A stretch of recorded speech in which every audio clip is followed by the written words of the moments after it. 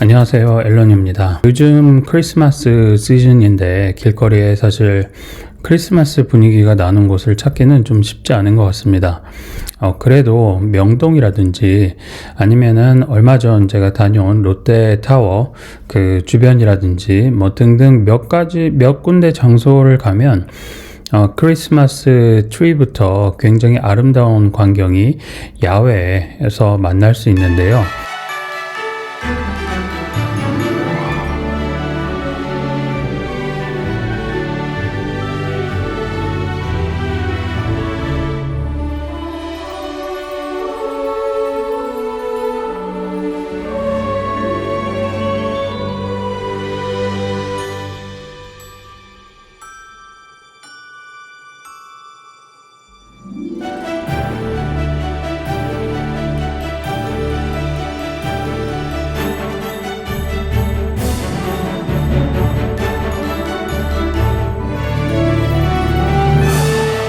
실내에서 만나는 건 특별히 이야기하지 않아도 되겠지만 야외에서 만나는 이런 풍경은 눈으로 보는 걸 또 예쁘게 담아내기가 생각보다 쉽지는 않습니다. 아마 여러분들이 라이카로 예쁜 사진을 담아야지 하고 야간에 이런 사진을 찍었는데 혹시 노이즈가 가득한 사진을 얻었거나 또는 눈에 보이는 거랑 다르게 상당히 좀 실망스러운 사진을 얻었다면 이번 영상이 약간의 팁이 될 수 있을 것 같습니다. 첫 번째로 지금 화면에 보여드리는 것처럼 이 완전히 컴컴한 이제 밤에 이런 조명이 있는 트리라든지 아니면 이렇게 회전 목마라든지 이런 걸 찍을 때 어떻게 찍으시나요? 아마 카메라가 측광하는 그대로 찍으시면 대부분 결과에서 좀 약간 아쉬운 결과를 얻을 수도 있습니다. 이런 걸 찍을 땐 제 채널을 보셨던 분들은 이미 잘 아시겠지만 기본적으로 한 스탑 이상 어둡게 찍어야 됩니다. 그런데 이 밤의 어둠과 그 다음에 이제 어떤 밝은 조명과의 그런 대비가 심한 상황에서는 한 스탑이 아니라 투 스탑 이상 어둡게 찍으시는 것이 상당히 후보정에서 이 어떤 컬러의 질감이라든지 컬러의 발색이라든지 이런 것들이 물 빠진 색감이 나오지 않고 원래 눈으로 보는 색감에서 좀 더 화사한 색감을 원하면 그 색감까지 만들 수 있는 그런 소스를 만드는 그런 방법입니다. 그런데 만약에 여러분들이 라이카 11을 사용하시면 심지어 마이너스 2 스탑에서 좀 더 내려가서 마이너스 2.5 스탑이라든지 경우에 따라서는 마이너스 3 스탑까지 언더로 내려서 찍으셔야 됩니다. 근데 이렇게 찍고 나서 후면 LCD를 봤더니 뭐야 엄청 검게 나왔네. 특히 친구나 연인 또는 가족 사진을 찍어줬는데 얼굴이 완전 검게 나와서 이 사진은 못 써먹겠다 이런 생각이 드는 결과가 나왔다라고 하면 아마 노출을 다시 올릴 겁니다. 하지만 그렇더라도 꾹 참고 라이카를 믿고 그대로 DNG 파일, RAW 파일로 저장을 한 다음에 추후에 후보정을 하시게 되면은 원하는 만큼의 그런 좋은 결과를 올릴 수 있을 겁니다. 근데 후보정할 때 살짝 주의사항이 있습니다. 만약에 전체를 다시 밝게 한다고 하면 이제 밝게 찍은 것과 이렇게 언더로 찍은 것이 별 차이가 없어집니다. 노이즈가 그대로 다 보이지 않던 것들이 숨어있던 것들이 끌어오르기 때문이죠. 그렇기 때문에 밝은 부분은 조금만 더 밝게 하고 어두운 부분은 그냥 어두운 상태 그대로 두는 것이 야외 크리스마스 트리라든지 조명이 있는 공간을 촬영하는데 유용한 팁이 될 것 같습니다. 또 하나 팁을 드리면은 크리스마스 트리가 예쁘다고 그 트리를 보자마자 이렇게 찍으면 생각보다 그렇게 예쁜 풍경 또는 깔끔한 풍경을 담기 어렵습니다. 한번 해당하는 공간에 가면은 먼저 공간을 한 바퀴 돌고요. 이 공간에서 내가 뭐가 느껴지는지 그런 것들을 염두에 둔 다음에 내가 느껴지는 포인트를 사진으로 어떻게 표현할 건지를 고민해서 한번 찍어 보시면 도움이 될 것 같은데요. 지금 이 사진 같은 경우에는 경우에는 다들 트리를 주인공으로 해서 사진을 찍으시는데, 그렇게 사진을 찍는 것이 저는 너무 어떤 좀 남들과 비슷하게 찍는 것 같아서 첫 번째 싫었고, 두 번째는 제가 표현하고 싶은 게 아니라는 생각을 했습니다. 저는 사실 트리가 어떤 반짝반짝하는 그 느낌을 좀 표현하고 싶었는데, 강조하고 싶었던 건 트리의 반짝임을 표현하고 싶었습니다. 그걸 표현하기 위해서 앞에 약간 풀숲같이 생긴 녀석을 포커스를 하고 뒤에 트리를 보케 표현을 했는데요. 보케라고 하는 거는 초점이 흐려진 영역에 밝은 조명이나 아니면 빛이 들어오는 부분이 있어서 그 부분이 조리개의 날개 모양으로 물망울처럼 표현되는 걸 이제 보케라고 얘기를 합니다.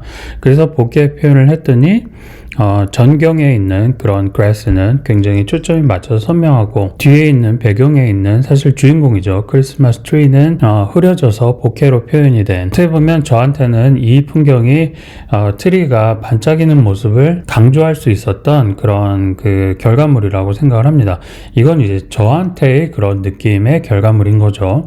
또 여러분들이 작품 활동을 하시면서 생각하는 주제가 충분히 다를 수 있습니다. 그러면 그걸 또 어떻게 표현할지는 여러분들의 몫이라고 생각합니다. 그 말하면 결과물이 다 다를 수 있는 거죠. 이런 상황을 찍을 때 저한테 종종 이중상 합체에 익숙하지 않은데 이제 막 라이카를 사용해서 초점 스트레스가 좀 있는데, 이런 경우에는 그냥 라이브 뷰를 켜고 포커스 피킹을 해도 괜찮지 않느냐, 이런 질문을 하시는 분들이 있습니다. 라이브 뷰도 편하게 사용하라고 만들어 놓은 그런 장치이기 때문에 필요하시면 얼마든지 편하게 사용하시면 됩니다. 하지만 이중상 합체를 나는 사용하고 싶은데 이걸로 초점을 맞추기 쉽지 않아서 라이브 뷰를 사용한다면 이 방법을 사용하시면 됩니다.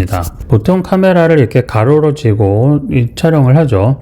그럼 앞에 이 그래스 영역, 요 부분, 요 그래스 영역이 다 비슷하게 생겨서 어디에 초점이 맞았는지 쉽지 않을 겁니다. 익숙해진 저도 이런 상황에서 가로로 찍으면 상당히 혼란스럽습니다. 이런 경우에는 요 경계면에 있는 부분을 세로로 돌려서 먼저 초점을 맞춘 다음에 다시 가로로 돌려서 그 초점 영역을 유지한 채로 찍으시면은 상당히 편리합니다.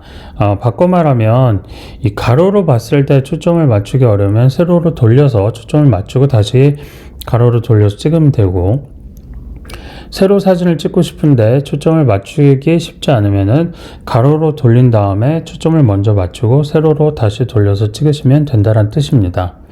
그 다음에 이 초점을 맞추고 싶은 부분에 어떤 너무 이제 복잡하게 한 오브제가 있어서 이걸 초점 맞추기 어렵다라고 하면 가장 근처에 있는 녀석을 경계면을 초점을 맞춘 다음에 다시 이 파인더를 보면서 이중상을 보고 미세하게 내가 원하는 부분에 초점을 맞추거나, 아니면 반셔터를 누른 상태에서 앞뒤로 움직이면 초점 거리가 바뀌니까 안 되겠죠. 반셔터를 누른 상태에서 위아래로 이렇게 움직여서 초점 영역을 맞춰서 찍으시면 될 것 같습니다. 충분히 거리가 있다면 위아래뿐만 아니라 살짝 이렇게 틸트하는 것까지도 초점 영역을 벗어나지 않고 찍을 수 있는 방법이 될 수 있습니다.